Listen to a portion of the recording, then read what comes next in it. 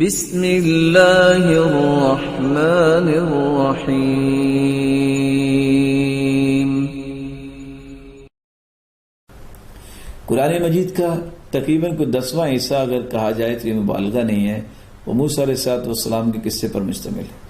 اور میں یہ کہنا چاہوں گا، چھٹیاں ہیں، قرآن کو کھولیے، جہاں بھی موسیٰ علیہ السلام کا قصہ ہے ایک مرتبہ تمام آیات کو پڑھیے۔ تمام پاروں میں اللہ تعالیٰ نے موسیٰ علیہ السلام کا قصہ، اس کے کچھ پہلو ضرور پیش کیے۔ کیا کمال کا انداز ہے! قیامت تک انسانیت کے لیے ہدایت کا سامان اللہ تعالیٰ نے اس میں رکھ دیا ہے۔ فرعونیوں پر اللہ تعالیٰ نے کیسے، جب ان کی کرتوتوں کے سبب کہف سالی کا عذاب آیا اور بے بس ہو گیا، تو انہوں نے موسیٰ علیہ السلام سے کیا کہا تھا؟ اللہ سے دعا کیجیے یہ عذاب دور ہو جائے۔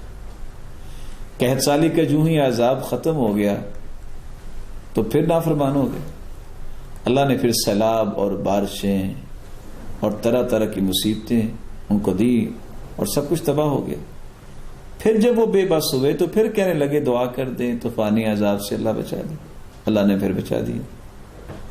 پھر وہ اترانے لگے، فخر کرنے لگے اور سوچنے لگے بارشیں تو ختم ہو ہی جاتی ہیں۔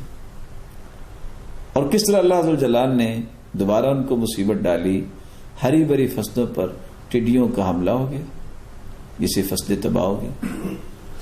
جب یہ ٹڈیوں سے اپنی فصلیں بچانے میں مکمل طور پہ ناکام ہو گئے تو پھر کہنے لگے اللہ سے دعائی کر دیجیے یہ عذاب ختم ہو جائے۔ یہ عذاب ختم ہو گیا جب دعا کی۔ نتیجتاً کیا ہوا؟ کس طرح انہوں نے ان فصلوں کو جلدی جلدی بوریوں میں بند کیا ہوگا، محفوظ کیا ہوگا، گوداموں میں بھی رکھا، جو اب کیا ہوگا؟ اللہ تعالیٰ نے کس انداز سے ان کو ایک نئی آفت دی، اور کھانے پینے کا جو سامان تھا اس کے اندر خرابی کیسے آ گئی، اللہ نے کیڑے مکوڑے چھوڑ دی۔ اصل میں وہ اپنی غلطیوں سے باز نہیں آتے تھے، دعا کروا لیتے۔ کس طرح گوداموں میں پڑے غلوں کی بوریوں کو اللہ تعالیٰ نے گھن لگا دیا، کیڑے مکوڑے اس میں آ گئے، جوئیں ان کو پڑ گئی۔ کس طرح بستر کالے کیڑوں سے بھر جاتے تھے۔ جب اس چیز میں بھی ناکام ہو گئے کہ کیسے اس کا حل کریں، تو پھر بے بسی کے عالم انہوں نے کہا تھا کہ دعا کر دیں۔ اللہ تعالیٰ نے ان کو پھر مہربانی سے نوازا، پھر وہ سرکش ہو گئے۔ پھر اللہ تعالیٰ نے باران پر مینڈکوں کا عذاب نازل کیا۔ کس طرح ان کے اوپر مینڈکوں کا عذاب آ گیا۔ کھانا کھانے لگتے تو لقمے کی جگہ پہ کیا آ جاتا تھا؟ لکھنے والے تو یہ لکھتے ہیں کہ مینڈک ان کے منہ میں آ جاتا تھا۔ جب یہاں بھی بے بس ہو گئے تو پھر انہوں نے کہا کہ دعا کیجیے۔ اللہ تعالیٰ نے ان کی ان حرکتوں کے بعد بھی جب دعا کروائی گئی تو ان کو بچا دیا، لیکن پھر بھی وہ اللہ عزوجلال کی معصیت پہ کھڑے رہے۔ اللہ عزوجلال نے کس طرح کھانے والی چیزوں میں خون میں تبدیل کر دیا، اب اس کا کوئی حل نہیں تھا۔ اس بے بسی کے عالم میں پھر وہ موسیٰ علیہ السلام کی طرف دعا کے لیے گئے تھے۔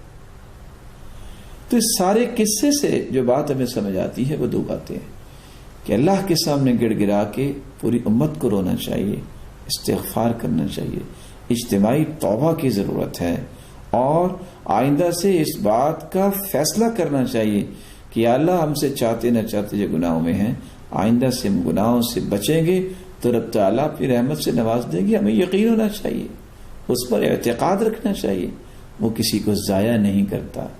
اس لیے اللہ عزوجلال سے دعا ہے اللہ عزوجلال ہمیں اس ذمہ داری کو بھی سمجھنے کی توفیق عطا فرمائے کہ ہمیں اس عذاب سے بچنے کی ایک کوشش یہ ہے، جو عذاب آنے والا ہے، جو آ چکا ہے کچھ جگہوں پہ، کہ اللہ عزوجلال سے توبہ کریں ہم اجتماعی طور پہ، اور اللہ عزوجلال کے عذاب کو دور کرنے کی یہ گزارش اللہ تعالیٰ سے کریں۔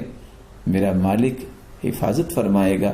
اس لیے میں یہ سمجھتا ہوں جب تک ہم گناہ نہیں چھوڑتے اور اس طرح کی دعائیں نہیں کرتے تو ہمیں کوئی زیادہ پر امید نہیں ہونا چاہیے۔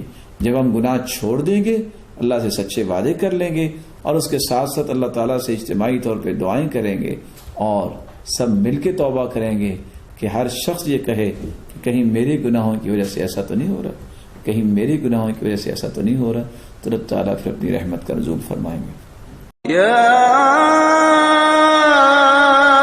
ایھا الانسان ما غرک بربك الكريم